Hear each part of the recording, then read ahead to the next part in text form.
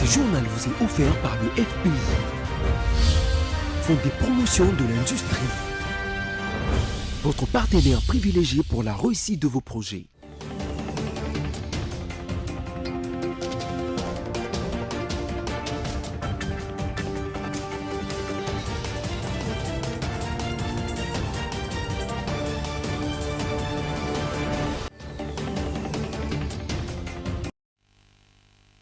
Vous êtes sur la bonne adresse pour vous informer, mesdames, messieurs. Bonsoir et bienvenue à cette grande édition de journal dont voici les sommaires. Ce mercredi, les députés nationaux ont voté à l'Assemblée nationale pour la révocation d'ici 48 heures du directeur général de la Société nationale d'électricité, Fabrice Lucindi. La Commission électorale nationale indépendante CENI a clôturé les opérations d'identification d'enrôlement des électeurs dans l'ère opérationnelle 3. Le comité genre de FPI a réuni le week-end dernier les agents féminins pour une journée de réflexion, d'échanges et de débats autour de plusieurs questions liées au fonctionnement du FPI. Encore une fois, bienvenue dans ce journal, mesdames et messieurs. Les députés nationaux ont voté en majorité ce mercredi pour la révocation d'ici 48 heures du directeur de la Société nationale d'électricité SNEL, Fabrice Lucindi. Selon l'auteur de l'interpellation, le député national Prosper Ngoyi, l'ex-DG de la SNEL, n'avait pas de compétences pour chapeauter cette entreprise de l'État. Les élus du peuple s'y sont retrouvés en plénière mardi 11 avril. Au cours de cette séance, les députés nationaux ont jugé recevable la position de loi sur l'élevage. Comme sachez que cette dernière a été envoyée à la commission environnement. Suivez. Je suis toute contente. Vous savez, lorsqu'on fait un travail et que le collègue, la famille ou les autres qui vous observent sont d'accord au travail que vous avez fait, donc ça rend la personne contente. Donc je suis contente parce que ce travail, c'est le fruit de mon cerveau. J'ai associé les techniciens, j'ai beaucoup travaillé pour pouvoir produire ces documents qui va servir désormais, après toutes les étapes possibles, la RDC dans le secteur de l'élevage. Donc cet instrument, c'est pour réglementer le secteur de l'élevage. Depuis la nuit des temps, vous savez, comme j'avais dit tout à l'heure lors de la présentation, le secteur de l'élevage fonctionnait avec un arrêté interministériel. Ce n'est pas normal parce que c'est un secteur très important, c'est un secteur vital pour la survie d'une nation. Ça ne pouvait pas rester comme ça. J'ai travaillé, je fais mon devoir en tant que législatrice, en tant que contrôleur aussi. Donc, je viens d'accomplir ces devoirs. Je suis contente et je compte sur le travail de la commission parce que c'est là où on tiendra compte de toutes les préoccupations soulevées lors du débat par les différents collègues. Donc, après cette étape, le travail sera encore bien raffiné. Les débats autour de la proposition de loi Tchani limitant l'accès à certaines fonctions de l'État aux Congolais non nés de père et de mère est loin de toucher son terme car il continue toujours de faire parler les Congolais. Suivez. Controversée par les uns et les autres, la loi de la Congolité dite Tchani, initiée par Noël Tchani Mouadian Vita, est en fait une proposition de la loi modifiant, complétant la loi numéro 04/024 du 12 novembre 2004, relative à la nationalité congolaise. Déposé à l'Assemblée nationale en juillet 2021, ces textes, jugés dangereux, suscitent des agitations de personnes qui se sentent visées. Interrogé à ce sujet, Jonas Tchombela de la société civile pense que le moment n'est pas bien indiqué pour la proposition de cette loi. Le projet de loi ou la proposition de la loi de M. Tchani n'est pas encore une loi. pour qu'elle devienne une loi, il faut qu'elle soit d'abord discutée. Le débat n'est pas encore ouvert. Donc, ceux qui pensent que cette loi est bonne peuvent avancer des arguments. Ceux qui ne pensent pas qu'elle n'est pas bonne peuvent toujours avancer des arguments. Mais on ne peut pas interdire à M. Tchani de réfléchir. Donc, à ce stade, je ne vois pas un grand problème. Tout ce qui s'alarme, la loi, congolité, consort, non, c'est une loi comme toute autre. Quand bien même, moi, je suis parmi ceux qui pensent que cette loi n'est pas bien indiquée pour notre pays. Le moment n'est pas assez très bien indiqué. Mais ce n'est pas pour autant que je dois m'alarmer pour ça. De l'autre côté, Corneille Moulumba, pionnier de l'UDPS, donne la priorité à la paix dans l'Est de la République démocratique du Congo. Le problème se pose en termes de sécurité pour notre pays. La RDC a 9 pays voisins, dont un certain nombre nous font la guerre. On peut comprendre que la RDC est un très grand pays, très envié par des puissances étrangères. On peut comprendre que la RDC est potentiellement très très riche. Donc il crée des envieux en Afrique comme en dehors de l'Afrique. Tout cela nécessite que nous puissions sécuriser le pays, que nous puissions sécuriser le peuple congolais. Il s'y est dénoté que, dans l'histoire récente de la RDC, des Congolais dont les deux parents n'étaient pas congolais ont occupé différents postes de responsabilité et se sont même portés candidats récemment à la présidentielle. Quittant l'Assemblée nationale, la Commission électorale nationale indépendante CENI a clôturé les opérations d'identification d'enrôlement des électeurs dans l'heure opérationnelle 3 ce mercredi 12 avril à 17h, heure de Sud-Kivu. Suivez. Après plusieurs reports de suite de l'enrôlement des électeurs dans la zone opérationnelle Heure 3, dans la province de Sud-Kivu, la Commission électorale nationale indépendante y clôturé l'opération d'identification d'enrôlement ce mercredi 12 avril à 17h. Cette décision a été prise après avoir constaté que plus de 80% de la population se sont fait identifier et enrôler, a fait savoir Patricien Seya, les rapporteurs de la CENI. Cependant, les jetons seront distribués aux requérants qui font la queue devant les différents centres d'inscription afin de récupérer. Par ailleurs, la CENI entend entamer en mai prochain le nettoyage du fichier électoral et procéder la loi sur la réparation de sièges à l'Assemblée nationale avant la clôture de la session de mars. Signalons que la question de l'enrôlement des populations qui vivent dans les zones occupées par les rebelles sera traitée au niveau de la plénière de la CENI. Le ministre Tony Mwamba insiste sur la nécessité de la mise en place de la cartographie des écoles construites par l'État congolais depuis 2019. Cette cartographie, estime-t-il, va faciliter l'évaluation continue et progressive de la mise en œuvre de la gratuité de l'enseignement primaire. Suivez. Nous sommes le ministère de l'Éducation. Cette nouvelle mandature du ministre Tony Mwamba a dans son viseur garantir la qualité de l'enseignement après la réussite et la consolidation de la gratuité qui aujourd'hui laisse sans mots les dubitatifs d'hier. Déjà, les réunions se poursuivent avec effet immédiat et chaque lundi de la semaine, une évaluation est faite avec l'administration autour du secrétariat général afin d'analyser les priorités en y affectant orientation et plan d'action. Ce lundi 10 avril, à l'ordre du jour, la formation des responsables des directions, le dossier de recrutement des enseignants, la prolifération des syndicalistes, la situation de la paye d'avril et bien d'autres. La réunion hebdomadaire a également tourné autour des conditions d'obtention d'agrément pour les écoles privées. Il en est aussi ressorti une mise en place d'un plan opérationnel avec les éléments contraignant la viabilité des infrastructures. Le ministre Tony Mwamba est également revenu sur l'engagement pris par le gouvernement pour la construction des nouvelles écoles publiques et faciliter leur mécanisation. Le ministre a également évoqué l'importance pour l'administration de son ministère de maîtriser la stratégie sectorielle via des séances d'appropriation qui seront régulièrement organisées. Le point sur le recrutement des enseignants et les dossiers de la prolifération des syndicats ont attiré une attention particulière du patron de l'EPST, Tony Mwamba, qui interpelle l'administration sur la rigueur et le sérieux qui doit caractériser le travail.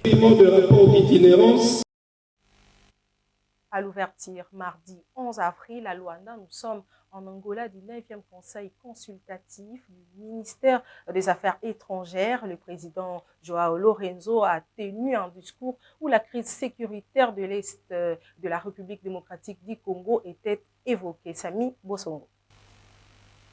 La situation sécuritaire à l'est l'Est de la RDC, il s'en est aussi agi au 9e Conseil consultatif du ministère des Affaires étrangères, dont l'ouverture a eu lieu mardi 11 avril à Luanda. Dans son discours pour la circonstance, devant les ministres d'État, ministres et chefs des missions diplomatiques angolaises à l'étranger, Joao Lourenço a déclaré que bien que plusieurs groupes soient actifs dans l'Est de la RDC, une fenêtre d'opportunité s'ouvre aujourd'hui pour les cantonnements, le désarmement et la réintégration des éléments du M23. C'est pourquoi il a appelé les uns et les autres à saisir cette opportunité afin de stabiliser durablement cette région très riche en ressources minérales, hydriques, forestières et en terres arables dont la mise en valeur est retardée depuis des décennies par l'instabilité quasi permanente qui y règne. C'est aussi l'opportunité pour le premier des Angolais d'indiquer que dans le respect du cessez-le-feu en vigueur depuis environ un mois, tout doit être fait pour prendre effectivement les mesures nécessaires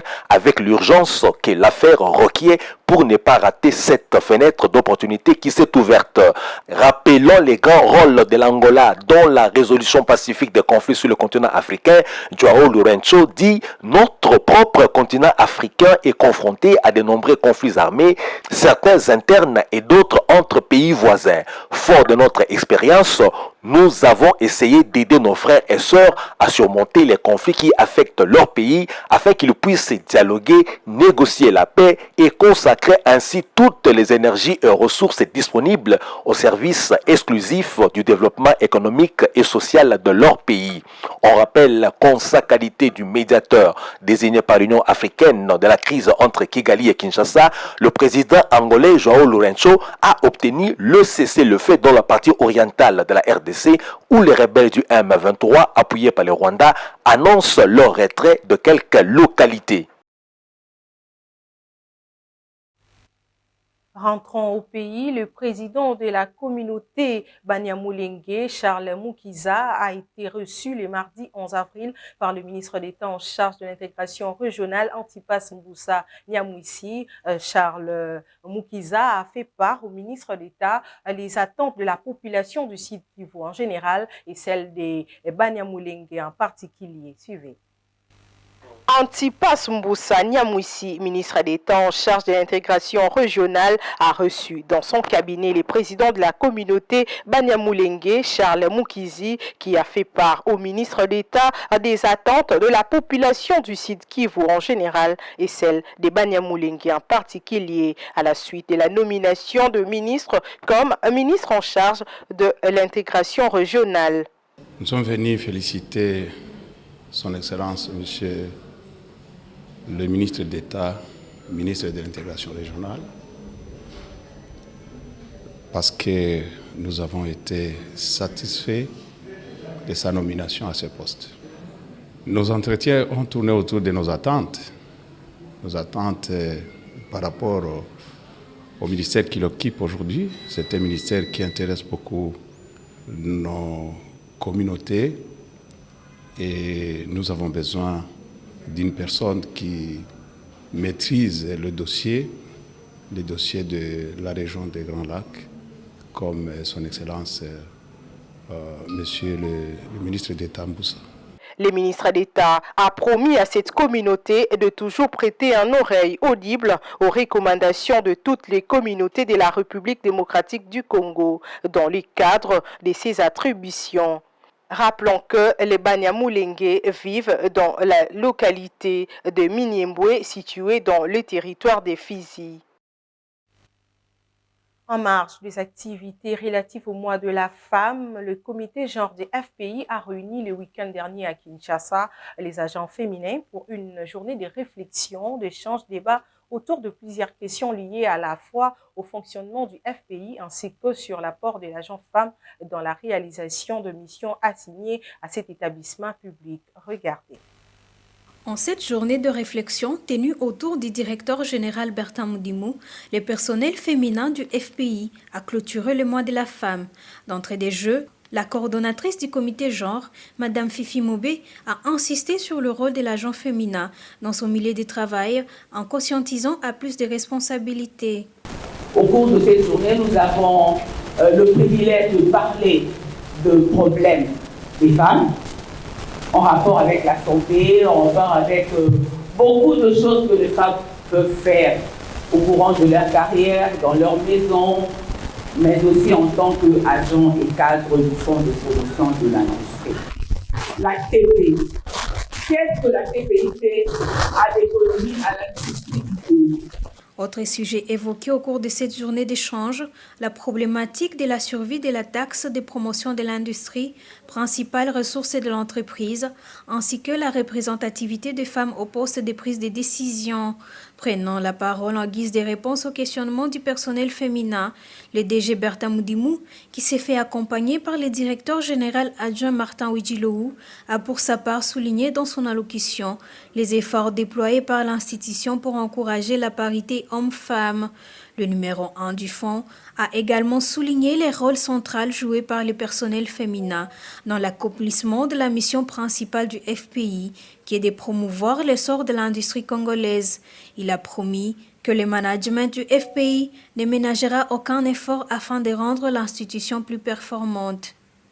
Nous avons dans notre pays essentiellement des banques commerciales, mais une banque financière de développement pour assurer le développement du Congo et permettre à l'investissement de jouer véritablement le rôle de création des richesses et de la répartition de ces richesses, ça n'existe pas aujourd'hui dans notre pays. Tout au long de la journée, plusieurs intervenants se sont succédés pour discuter des questions clés telles que la santé des femmes, l'entrepreneuriat et le fonctionnement du Fonds de promotion de l'industrie. Le personnel féminin a reçu un récapitulatif du rôle de chaque direction qui compose l'institution. Parallèlement, en lien avec les thèmes de la Journée internationale de la femme sur le numérique et l'autonomisation, une session de partage a également eu lieu entre le directeur des systèmes d'information du FPI et les participants. Le directeur Stéphane Chitende a parlé de la place des nouvelles technologies de l'information et de la communication dans le fonctionnement du FPI. Il a insisté sur l'importance d'utiliser l'éthique pour améliorer la performance des entreprises et la sécurité des données. Dans les chapitres sur la santé, les présentations ont porté sur la santé des reproductions au sein d'un couple, notamment l'endométriose et l'infertilité, ainsi que sur les avantages de l'utilisation des compléments alimentaires pour renforcer l'organisme. Rendons-nous aux provinces. Le Forum pour la paix et la cohésion sociale annoncé à Bunia à l'intention de toutes les communautés de l'Ituri constitue un espoir pour la stabilisation et le développement à côté du travail abattu par l'administration militaire dans cette partie du pays. Ont reconnu certaines notabilités de l'Ituri. Images et commentaires. La table ronde pour la paix et la cohésion sociale réunissant toutes les communautés de l'Ituri initiée par le chef de l'État Félix-Antoine Tshisekedi Tshilombo et du versement commenté. Dans cette province, la communauté EMA estime outre le rôle de l'État d'imposer la sécurité. Ce forum est un cadre d'échange entre frères. L'État congolais doit imposer la paix. Une fois la paix imposée, alors maintenant on peut faire appel à certaines messes pour parfaire les tissus sociaux qui ont été déchirés. La paix n'a pas un prix.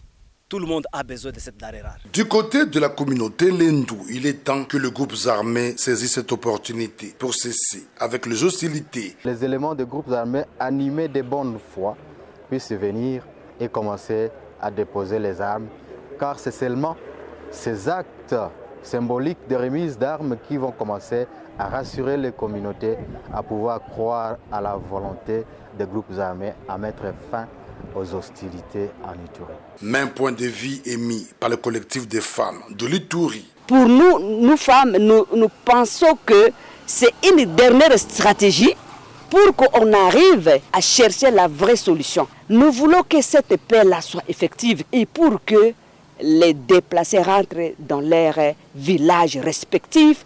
Pour sa part, le gouverneur militaire, le lieutenant-général Lubuyanka Shoma Johnny, encourage ce genre d'initiative de paix en appui aux efforts de l'administration militaire.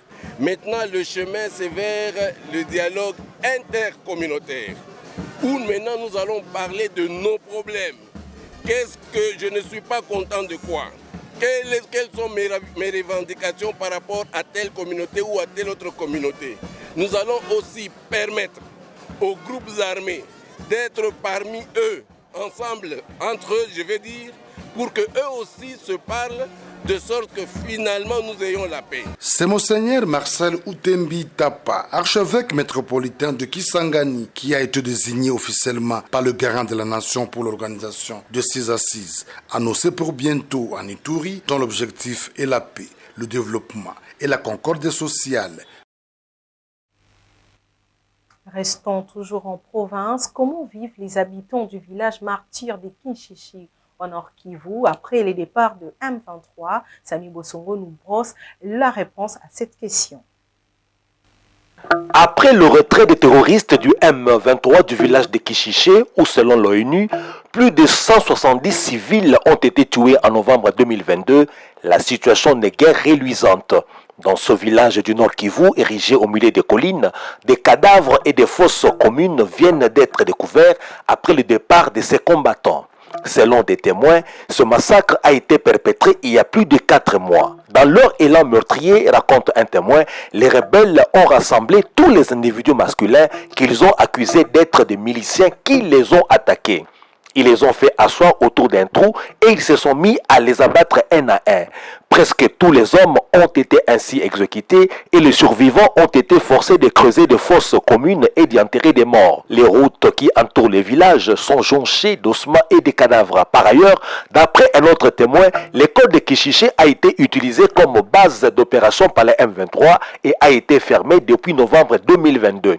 Conséquence, les enfants passent leur journée dehors et ne peuvent plus aller à l'école et la communauté manque le moyen de reconstruire l'école. Quand on reste aujourd'hui, la vie reprend peu à peu à Kishiché où il n'y a ni police ni armée.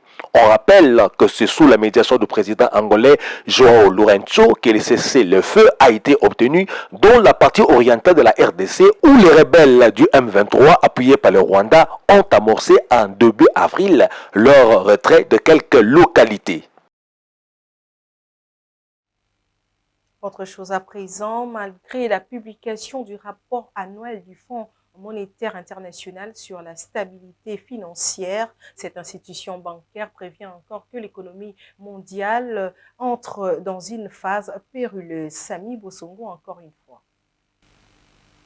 Puisque l'inflation élevée persiste, la Réserve fédérale et les autres banques centrales devront continuer à augmenter les taux d'intérêt. Mais l'institution a légèrement revu à la hausse les économies des États-Unis et de l'Europe qui se sont avérées plus résistantes que prévu malgré ce taux d'intérêt beaucoup plus élevé et le choc de l'invasion de l'Ukraine par la Russie.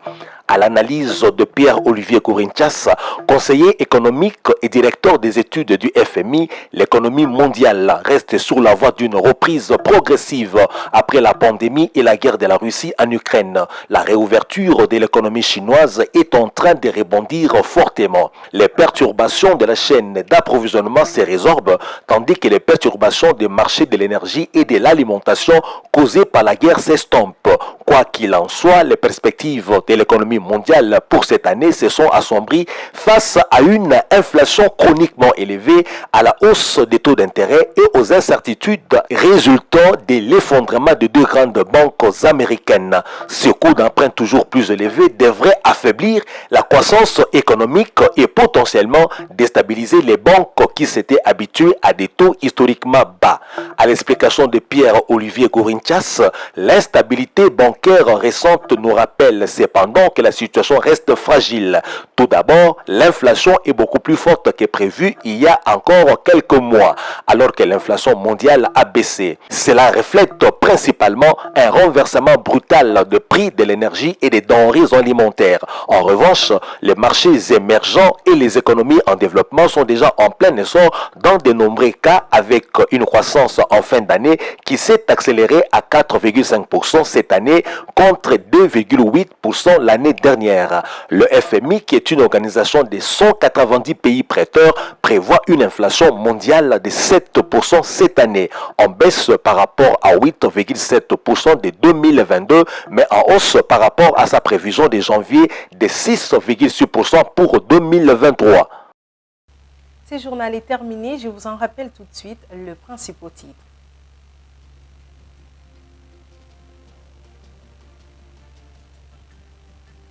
Ce mercredi, les députés nationaux ont voté à l'Assemblée nationale pour la révocation du cycle 48 heures du directeur général de la Société nationale d'électricité, Fabrice Lucindi. La Commission électorale nationale indépendante TENI a clôturé les opérations d'identification d'enrôlement des électeurs dans l'ère opérationnelle 3. Le comité genre de FPI a réuni le week-end dernier les agents féminins pour une journée de réflexion, d'échanges et de débats autour de plusieurs questions liées au fonctionnement du FPI. C'est la fin de ce journal, mesdames et messieurs. Merci de l'avoir suivi.